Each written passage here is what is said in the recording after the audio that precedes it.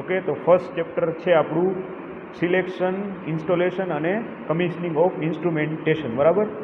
તો એમાં પહેલો જ ટોપિક જોઈએ તો factors affecting four selection of, બરાબર, જે આ જુદા જુદા આપેલા છે, બરાબર. તો એ આપણે સ્ટડી કરવાના રહેશે.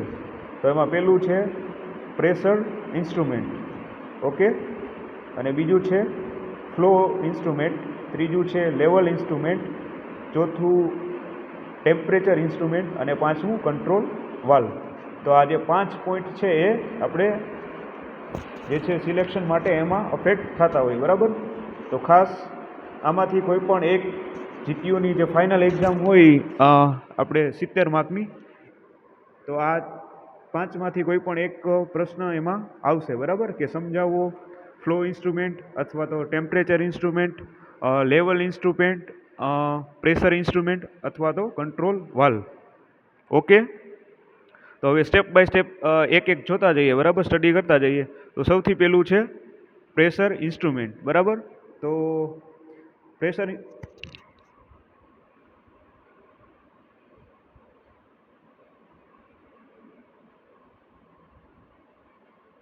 થોડુંક આપણે અહીંયા નેટવર્કનો પ્રોબ્લેમ છે એટલે વચ્ચે વચ્ચે આવું થોડું ડિસ્ટર્બન્સ થાય. ઓકે,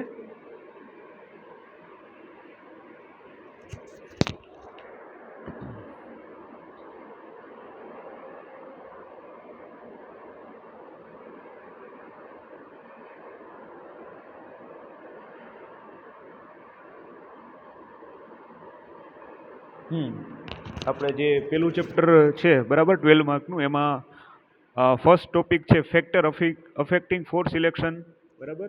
તો એમાં આપણે પ્રેશર ઇન્સ્ટ્રુમેન્ટ અત્યારે જોઈએ તો આ જે છે પ્રેશર ઇન્સ્ટ્રુમેન્ટ એ 3 અથવા 4 માર્ક્સમાં જે જીટીયુની ફાઇનલ એક્ઝામ 70 માર્ક્સની હશે એમાં પૂછાઈ શકે, બરાબર. તો એમાં એક એક સ્ટેપ બાય સ્ટેપ જોતા જઈએ. તો એમાં સૌથી પહેલાં આવશે એક્યુરસી. તો એક્યુરેસી આમાં જે છે ક્રિટિકલ પ્રોસેસ દરમિયાન બર્ડન ટ્યુબ જેવા એક્યુરેટ ઇન્સ્ટ્રુમેન્ટ આમાં વપરાય છે, બરાબર. તો એક્યુરેસી માપવા માટે જે બર્ડન ટ્યુબ છે, બરાબર, તો એ ઇન્સ્ટ્રુમેન્ટ આમાં વપરાય પ્રેશર જે છે ઇન્સ્ટ્રુમેન્ટ એ માપવા માટે. ઓકે, તો પ્રેશર જે હોય એની એક્યુરેસી માપવા માટે આપણે બર્ડન ટ્યુબ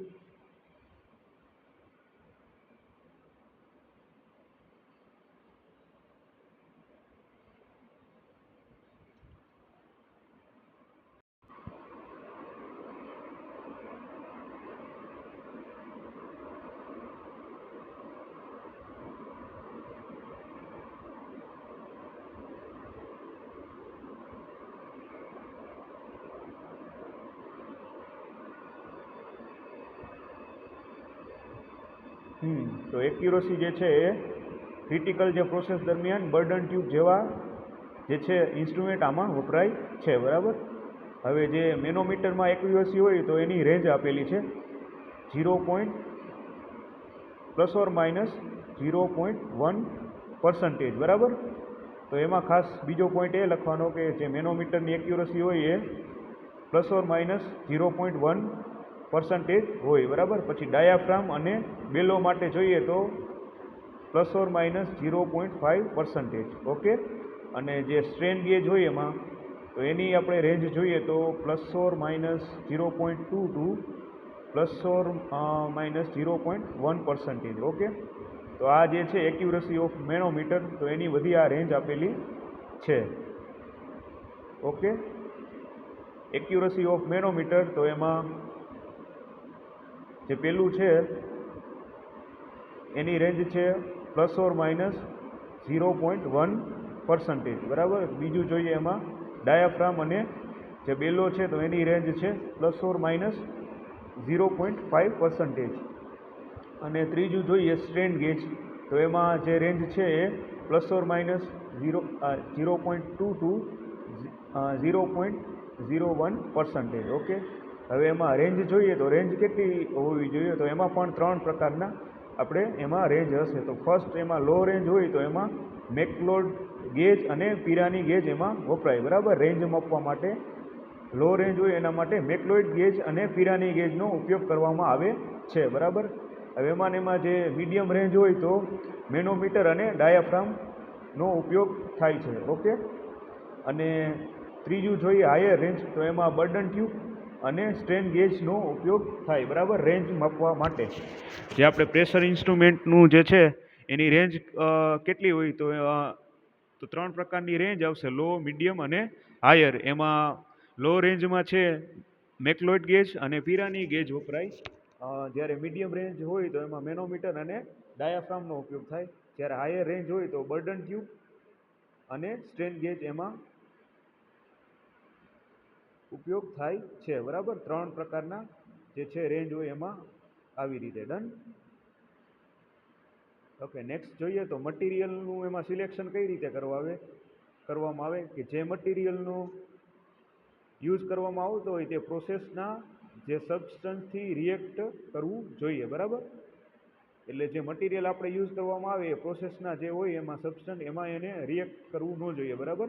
અને એનું કોરોઝિવ માધ્યમ હોવું જોઈએ નહીં અને સેન્સર માટે સુટેબલ હોવું જોઈએ. તો જે સેન્સર હોય એ એના માટે સુટેબલ હોવું જોઈએ, બરાબર. આનું ખાલી કહેવાનો મિનિંગ એ છે, બરાબર. તો તમે તમારા શબ્દોમાં પણ લખી શકો કે જે મટીરિયલ છે એનું સિલેક્શન કેવી રીતના કરવામાં આવે કે જે પ્રોસેસ ચાલતી હોય એના જે સબસ્ટન્સ હોય એમાં એને રિએક્ટ ન કરવું જોઈએ, પછી કોરોઝિવ માધ્યમ હોવું જોઈએ અને જે સેન્સર માટે સુટેબલ હોવું જોઈએ, બરાબર. તમારા શબ્દોમાં પણ લખી શકો.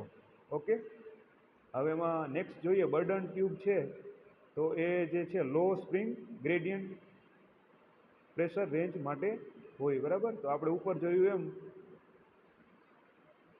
બરાબર. તો બર્ડન ટ્યુબ એમાં લો રેન્જ પ્રેશર માટે વપરાતી હોય છે, બરાબર. પછી એ જ રીતે એમાં ડાયાફ્રામ છે એ વાઇડ રેન્જ માટે અને કોરોઝિવ એન્વાયરમેન્ટ માટે વપરાય છે, બરાબર. એટલે સુટેબલ જે પર્યાવરણ હોય એના માટે એનો ઉપયોગ થાય છે, બરાબર. પછી નેક્સ્ટ એમાં જે છે એ ટાઈપ ઓફ માઉન્ટિંગ. તો જે છે એમાં ફર્સ્ટ છે મેનોમીટર. એ જે છે એ લેવલિંગ માટે યુઝ થતું હોવાથી પોર્ટેબલ હોવું જોઈએ, બરાબર. તો જે માઉન્ટિંગ કરવા માટે મેનોમીટરનો ઉપયોગ કરવામાં આવે છે એ લેવલિંગ માટે યુઝ થતું હોવાથી પોર્ટેબલ હોવું જોઈએ, એટલે ગમે ત્યાં ફિટ બેસી જવું જોઈએ, બરાબર. પોર્ટેબલ મીન્સ ગમે ત્યાં એમ ફિટ થઈ જવું જોઈએ. હવે નેક્સ્ટ એની કોસ્ટ જોઈએ તો બર્ડન ટ્યુબ છે એ લો કોસ્ટ હોય, પછી ડાયાફ્રામ છે એ મોડરેટ એટલે મીડિયમ, અને સ્ટ્રેન ગેજ છે એ મોડરેટ ટુ હાઈ એટલે થોડું મીડિયમથી હાઈ, બરાબર. તો કોસ્ટ એમાં જે છે બર્ડન ટ્યુબમાં લો કોસ્ટ હોય, ડાયાફ્રામમાં છે મોડરેટ અને સ્ટ્રેન ગેજમાં મોડરેટ ટુ હાઈ. ઓકે, તો બધાને આટલું ક્લિયર? ઓકે, જે નવા ઓનલાઈન જોઈન થયા છે, બરાબર, તો આપણે જે ફર્સ્ટ ચેપ્ટર છે એ સ્ટડી કરીએ છીએ, બરાબર. તો એમાં પહેલો ટોપિક છે factor affecting four selection of, બરાબર. તો એમાં પ્રેશર ઇન્સ્ટ્રુમેન્ટ છે એ આપણે અત્યારે સ્ટડી કરીએ છીએ. ઓકે, ચલો નેક્સ્ટ જોઈએ એમાં. તો હવે નેક્સ્ટ એમાં જોઈએ તો ટાઈપ ઓફ સેન્સિંગ આવશે, બરાબર. તો ટાઈપ ઓફ સેન્સિંગમાં પાછા 3 એના પ્રકાર પડશે. તો એમાં પેલું છે ડાયરેક્ટ સેન્સિંગ. તો એમાં ડાયરેક્ટ સેન્સિંગમાં બર્ડન ટ્યુબનો ઉપયોગ કરવામાં આવે છે. જ્યારે પ્રાઇમરી સેન્સિંગ હોય એમાં સ્ટ્રેન ગેજ અને વેક્યુમ ગેજ હોય એમાં મેકલોડ ગેજ અને પિરાની ગેજનો ઉપયોગ કરવામાં આવે છે, બરાબર. 3 પ્રકારના જે છે સેન્સિંગ આવે એમાં ડાયરેક્ટ સેન્સિંગ, પ્રાઇમરી સેન્સિંગ અને વેક્યુમ ગેજ. તો એમાં ડાયરેક્ટ સેન્સિંગ છે એમાં બર્ડન ટ્યુબ, અને પ્રાઇમરી સેન્સિંગ આવશે એમાં સ્ટ્રેન ગેજ, અને વેક્યુમ ગેજમાં મેકલોઇડ ગેજ અને પિરાની ગેજનો ઉપયોગ કરવામાં આવશે, બરાબર. આઈ હોપ આ જે છે બધું ક્લિયર, બરાબર. તો આ ક્લિયર ટાઈપ ઓફ સેન્સિંગ 3 પ્રકારનું. થોડોક નેટવર્ક ઇસ્યુ છે એટલે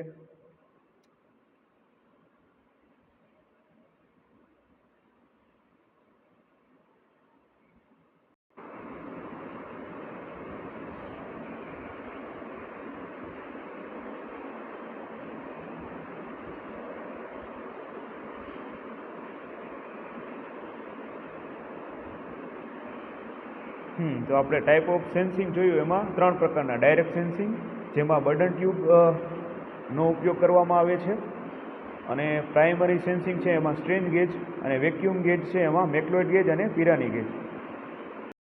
એમાં પોઈન્ટ જોઈએ તો એમાં ટાઈપ ઓફ ફંક્શનમાં શું આવે તો બર્ડન ટ્યુબ છે એમાં ઇનડાયરેક્ટ અને રેકોર્ડિંગ. જ્યારે સ્ટ્રેન ગેજ છે એમાં રેકોર્ડિંગ અને કંટ્રોલિંગ ઇન્સ્ટોલેશન. ઓકે, પછી તો આ થઈ ગયું આપણું જે છે પ્રેશર ઇન્સ્ટ્રુમેન્ટના જે સિલેક્શનના ક્રાઇટેરિયા હોય એમાં કેટલું કેટલું આવે એ આપણે સ્ટડી કર્યું. બરાબર. તો પ્રેશર ઇન્સ્ટ્રુમેન્ટનું જ્યારે પૂછાશે કે સમજાવો જે પ્રેશર ઇન્સ્ટ્રુમેન્ટ છે એમાં કયા કયા ફેક્ટર અફેક્ટ કરે, તો એમાં પહેલું આવશે આપણે જોયું એક્યુરસી. તો એમાં તમારે લખી નાખવાનું કે ક્રિટિકલ પ્રોસેસ દરમિયાન જે બર્ડન ટ્યુબ છે એવા આમાં ઇન્સ્ટ્રુમેન્ટ વાપરવામાં આવે છે. બરાબર. તો ફર્સ્ટ પોઈન્ટ કયો લખવાનો? ફર્સ્ટ પોઈન્ટ તમારે લખવાનો એક્યુરસી. બરાબર. તો એક્યુરસીમાં પછી આવી રીતે લખી નાખવાનું કે ક્રિટિકલ પ્રોસેસ દરમિયાન જે બર્ડન ટ્યુબ હોય એવા એક્યુરેટ ઇન્સ્ટ્રુમેન્ટ વપરાય છે. બરાબર. અને બીજું આપણે જોયું હતું એક્યુરસી ઓફ મેનોમીટર. તો એની રેન્જ લખી નાખવાની કે ±0.1%. પછી બીજું છે ડાયાફ્રામ, અને એમાં બેલો જે વપરાતા હોય એમાં ±0.5%. અને સ્ટ્રેન ગેજ હોય એની રેન્જ આપણે જોઈ હતી ±0.2 to 0.01%. બરાબર. અને થર્ડ એમાં જોયું હતું તો રેન્જ. તો રેન્જમાં પણ 3 પાર્ટ્સ છે. બરાબર. લો રેન્જ, મીડિયમ રેન્જ અને હાઈ રેન્જ. તો લો રેન્જ માટે મેકલોઇડ ગેજ અને પિરાની ગેજ, જ્યારે મીડિયમ રેન્જ માટે મેનોમીટર અને ડાયાફ્રામ, હાયર રેન્જ માટે બર્ડન ટ્યુબ અને સ્ટ્રેન ગેજ. ઓકે, તો આટલું ક્લિયર. રેન્જ માટે 3 પ્રકારના લો રેન્જ, મીડિયમ અને